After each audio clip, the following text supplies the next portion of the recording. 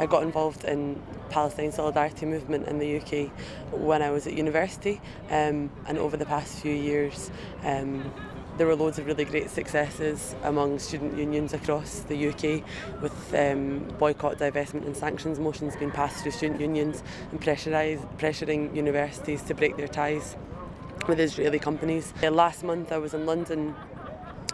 Someone else has mentioned the Boycott G4S campaign, and a bunch of us from Scotland went down and went into the G4S shareholders meeting and disrupted that continuously. I think for some people, going to Palestine really opens their eyes to what's going on, and for a lot of people it's really impossible to imagine what the reality of life under occupation by an army is like. But I mean, I went to Palestine and it certainly was a really educational and informative experience for me.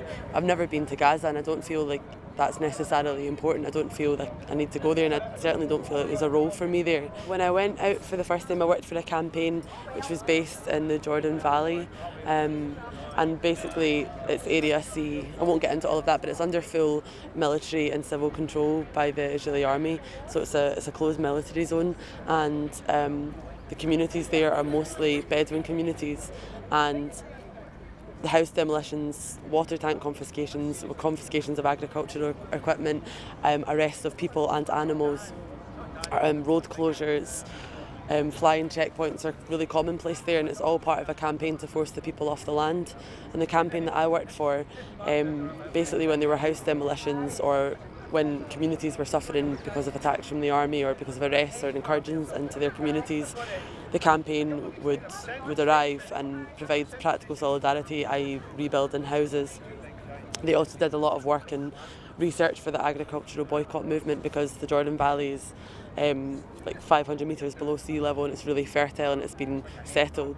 Massive swathes of land there have been settled by Israeli settlers who have come over because it's economically advantageous for them to grow fruit and vegetables and all sorts of things on that land and then export it out, a lot of which comes to the UK. So the campaign did a lot of research into which companies were operating, how they were operating and who their partners were internationally.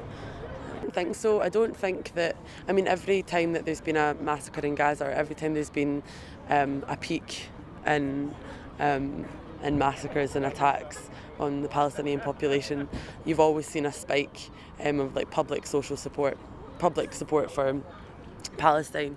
But I think that the real way of measuring it is the growth of the BDS movement internationally. And it's really, really incredible to see how much the movement's grown over the past few years.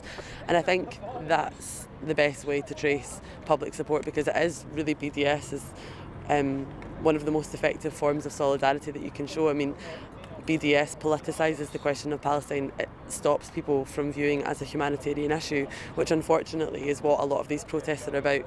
People come out because they see that a lot of people are dying, a lot of people are without water, a lot of people are without medical aid, and of course like these humanitarian issues are really, really important, but the root cause of the humanitarian crisis is a political issue, and BDS is a political response to that.